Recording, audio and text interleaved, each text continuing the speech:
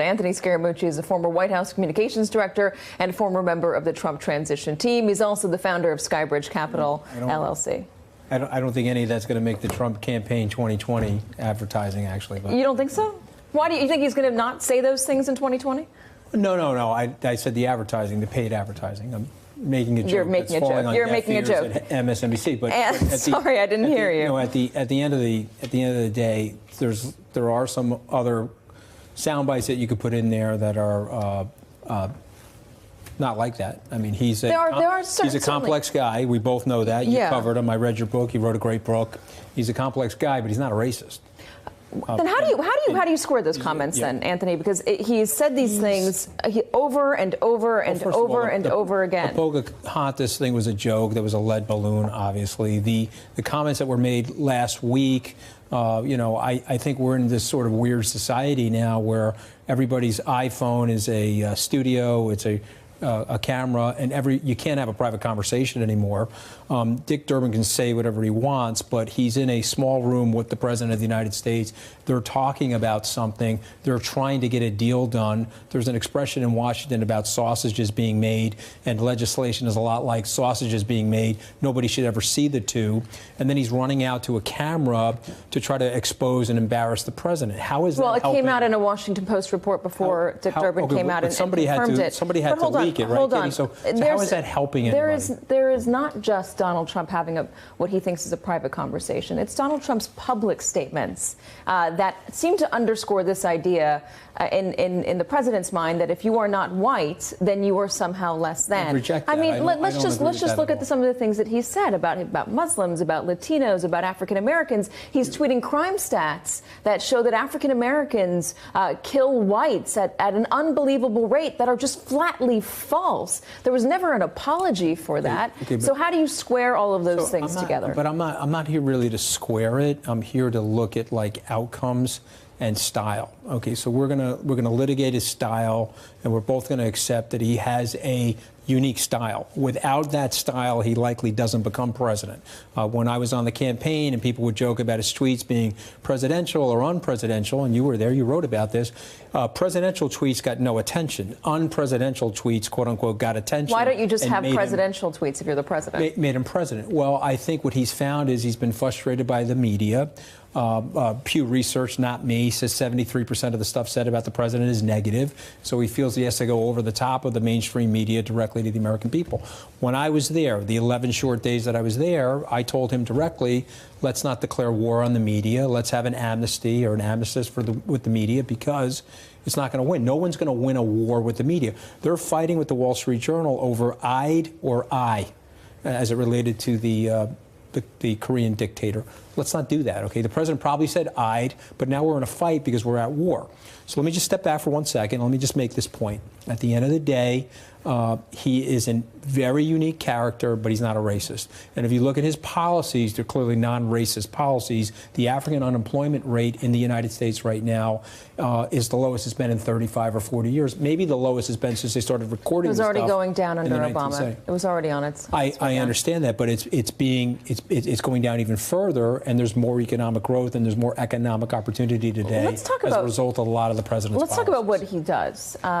There is the policy of trying to ban all Muslims from coming into the country, the travel ban, which is just targeting Muslim-majority countries. But then there's also immigration and merit-based immigration. How do you define merit in merit-based immigration? Well, I think I defined it the way the president and Rand Paul defined it yesterday on Meet the Press, which is people that are eager and want to work. And so I don't think it's defined as IQ scores or racial profiling. It's defined as here's a batch of people that want to work, and they should be eligible to come to the country, irrespective of their education, their race, color, or creed. Specifically as it relates to the Muslim situation, I think he's trying to protect the American people. And are Muslims going to come in and kill American people? No, but I think even the Obama administration, when you went back to the Obama administration on economics, let's go back to them on national security. They were analyzing those countries and saying that there seems to be a higher level of threat coming out of those countries. Now, listen, there is a very tough decision to make between civil liberties and protection, and we know that line. The American people deserve to be safe. they also need to be free. And so it's a very, very tough line. I'm not going to sit here. I don't have the information that the president has about what the threats are. But my guess is that these threats are substantial.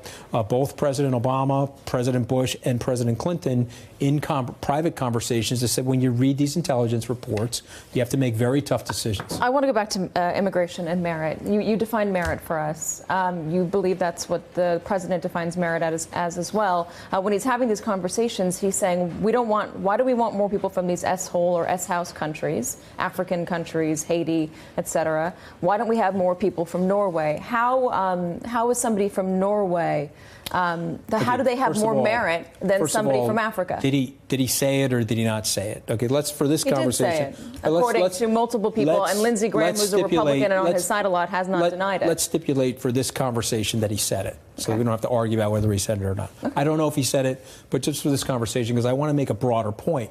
If you are in a private conversation in the White House with a group of people that you're trying to get a deal done, and you are prone to New York-style rhetorical flourishes, which unfortunately I also happen to be prone to, why do that to the guy?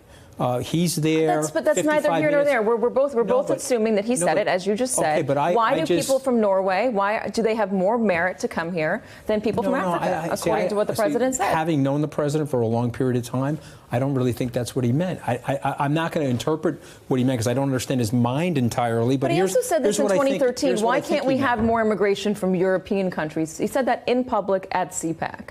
So this lines up with what he's already said publicly. Why does he believe Europeans have more, deserve to be here more than Africans or Haitians? He's not saying that in a racially charged way.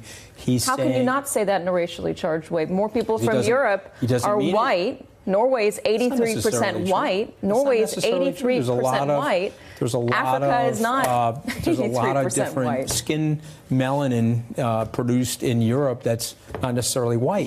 Anthony, he's targeting. Come on, let's not quibble here. He's targeting Africa. He's targeting Haiti. I'm really not quibbling. I want to talk. Countries. You guys want to hit him on style. And he's going to get hit on style until after he wins re-election in 2020. I want to look at substance. He's trying to get a DACA deal done. He said he wanted it to be a law of love. He opened up the system to the television cameras. 55 minutes, the American people got to see who the guy really is, which is a conciliatory, negotiating guy that's willing to, quote unquote, take a hit for both sides and sign the deal. Durbin obviously didn't like that. He said, oh, my God, we're going to have the American people. Neither did Lindsey Graham, according to Lindsey Graham. Okay, but oh, my God. No. Lindsey Graham liked the 55 minutes. Senator Durbin didn't like the 55 minutes. Lindsey Graham said that he spoke his piece to the president. After the comment, the 55 minutes that were televised on live TV were fantastic, and you're actually seeing the president for who he is. Okay, he's neurologically sound. He's a great deal maker. He's a billionaire entrepreneur. And Dick Durbin obviously didn't like that. And so what he had to do is he had to go out there. The president said something in private. Let's detonate the president so we can get the gun off the bird again, and let's get more morass on television. Private versus public, Anthony. These are. I mean, he says a lot of these things in public, so I don't really understand why it matters if it's private versus public. Let me just read the list that I compiled. The content matters everybody more than the seems style. to have this definitive list of the things that Donald Trump has said. Let me go through some of mine. Mexicans are rapists. He announced his presidency with that. Muslim ban. Look at my African American. A Mexican judge can't be fair because of his heritage. Hold on. Both sides are to blame after Charlottesville. Elizabeth Warren is Pocahontas. Housing discrimination lawsuits. Muslims are building bombs in their living rooms. Muslims are cheering 9/11 in New Jersey. That did not happen. Muslim wife couldn't speak because her husband wouldn't let her. He implied that. All Haitians have AIDS, according to the New York Times. Nigerians live in mud huts. Birtherism. He championed birtherism. The Central Park Five. Putting Hillary Clinton's face over a Jewish star and cash. I can keep going. African Americans are living in hell. Exaggerating crime stats. You can keep going. Retweeting white supremacists. They don't look like Indians to me. Anthony, I can keep going. That's the point. I'm impressed with what you're doing. This is like perfect for trial advocacy and perfect for a jury, and you got a great production team here. I understand. No, this is not a production team. These are things that Donald Trump said in a list. The only one I'm going to give you on the whole list is the Charlottesville one. Again, I said that to the president. I've said that publicly.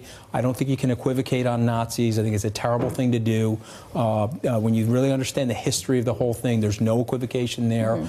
Thankfully, he walked that back. On this other stuff, I do think you guys are tightening up around a couple of words that he said. He certainly didn't say that all Mexicans are rapists. He was just trying to say that people are coming over the border. That Mexico is sending rapists. Some I assume are but good but he's people. also said that they're not from Mexico, right? He says they're from other countries. Anthony, that are coming through Mexico. If you could get into the presidency right now, if you could talk to him and say, hey, listen, there's a good portion of the country who thinks you're racist. I would tell him to watch your show and read your book. Listen to me. There's a good portion of the country who doesn't trust you, who's worried about you as a president, who doesn't feel like you are fighting for them. And that, whether or not it's true, they believe it.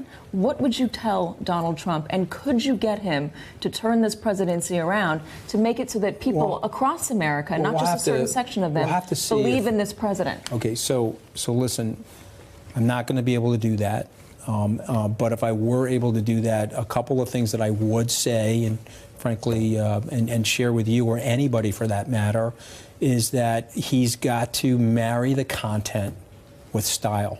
Because I think that people like MSNBC and other people that don't like the president, don't make a sweeping generalization about MSNBC. You just said there was a large group of people. That's not MSNBC. I'm not going to quibble this. Let me make my point. Let me make my point. People that don't like the president, let's say MSNBC loves the president. The people that don't like the president, okay, I would say to him, marry the content with style, and your approval ratings will go up.